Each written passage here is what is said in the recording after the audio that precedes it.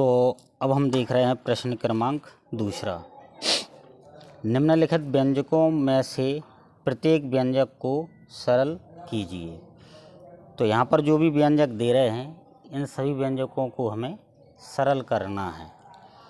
तो ये जो प्रश्न है ये अध्याय 1 का है और ये इम्पोर्टेंट क्वेश्चन है, तो ध्यान दो यहाँ पे। अब हम पहला क्वेश्चन कर रहे हैं।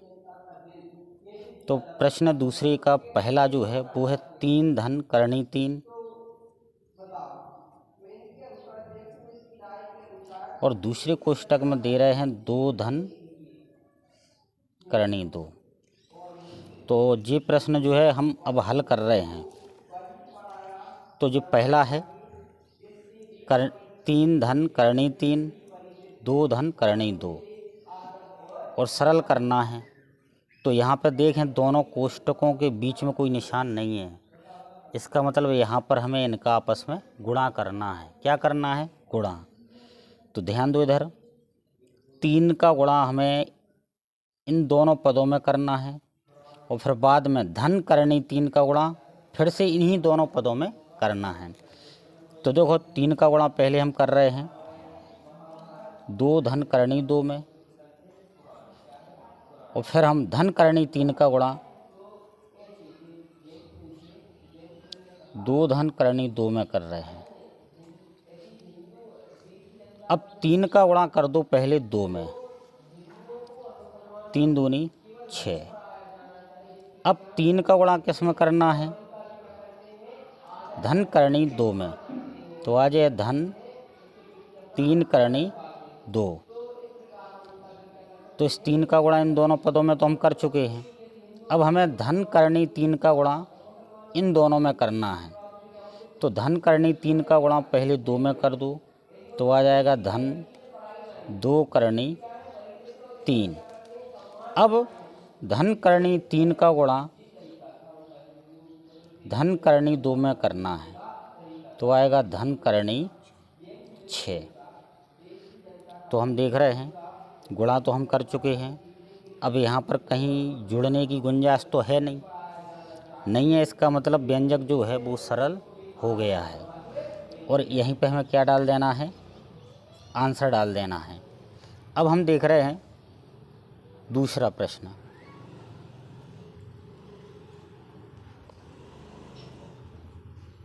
करणी 5 धन करणी 2 पूरे का वर्ग।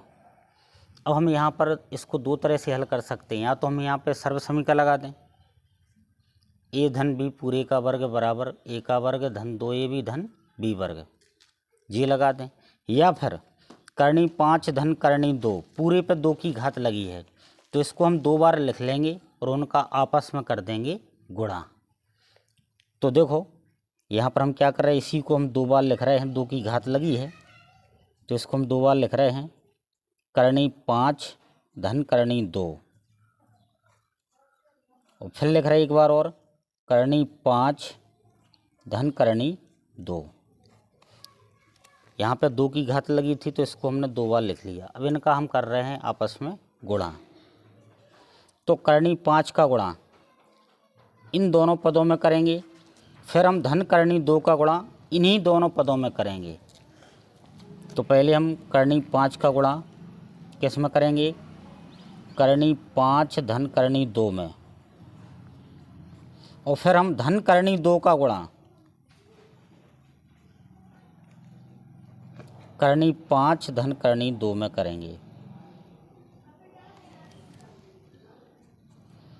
अब देखो गुणा करें, करणी 5 का गुणा करणी 5 में करो तो आएगा केवल 5। अब करणी 5 का गुणा करेंगे धन करणी 2 में तो आएंगे धन के करणी 10। अब देखो धन करणी 2 का गुणा इन दोनों पदों में करना है, तो करें। करणी 2 का गुणा करणी 5 में करेंगे तो क्या आएगा? धन करणी 10। अब धन करणी 2 का गुणा धन करणी 2 में करेंगे तो आएंगे धन के 2। 5 में ये 2 जोड़ दें तो 7 आ जाएंगे। और करनी 10 में करनी 10 जोड़ दें, क्योंकि दोनों धन के हैं। करनी 10 में करनी 10 जोड़ेंगे तो आ जाएंगे धन के 2 करनी 10। अब ये 2 करनी 10 कैसे आए, इसको देखें तो ये क्या है 1 करनी 10, और ये क्या है 1 करनी 10। 1 करनी 10 में 1 करनी 10 जोड़ेंगे तो 2 करनी 10 आएंगे। तो ये दूसरा जो प्रश्न था उसको हमने सरल कर लिया है, और यहीं पर क्या डाल देंगे आंसर। अब देखें हम इसमें तीसरा, 5 धन करनी 7, 5 ऋण करनी 7।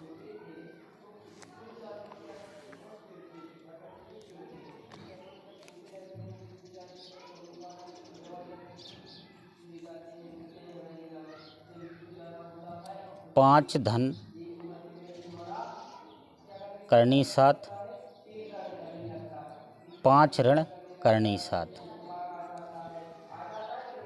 यहाँ पे हम चाहें तो गुणा भी कर सकते हैं, चाहें तो सर्वसमीका भी लगा सकते हैं। यहाँ पर यदि सर्वसमीका लगाएं तो क्या लगेगी, ए धन बी ए ऋण बी बराबर ए का वर्ग ऋण बी का वर्ग। ठीक है, या फिर चाहो तो इनका आपस में गुणा भी कर दें, जैसे अपन ने इसमें जो गुणा किए हैं, चाहे तो ऐसा गुणा इसमें भी हम कर सकते हैं। तो अब देखें हम,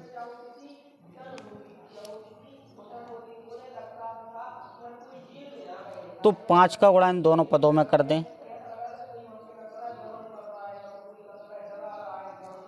5 का गुणा 5 ऋण करनी 7 में कर दें, और फिर धन करनी 7 का गुणा 5 ऋण करनी 7 में कर दें। अब 5 का गुणा 5 में करो तो 5 25 हो जाए। अब 5 का गुणा करना है ऋण करनी 7 में, तो आएंगे ऋण के 5 करनी 7। अब धन करनी 7 का गुणा इन दोनों पदों में करना है, तो धन करनी 7 का गुणा करो पहले 5 में, तो आएंगे धन के 5 करनी 7। अब धन करनी 7 का गुणा करेंगे ऋण करनी 7 में, तो धन का गुणा ऋण में होगा, ऋण हो जाएगा, और करनी 7 का गुणा करनी 7 में करेंगे तो केवल 7 आएगा। ऋण 5 करनी 7, धन 5 करनी 7, ये ऋण के हैं, ये धन के हैं, कट जाएंगे। 25 धन के हैं, 7 ऋण के हैं, तो 25 में से 7 घटा दो तो क्या बचेगा 18, और यहीं पर इसको आंसर डाल दो।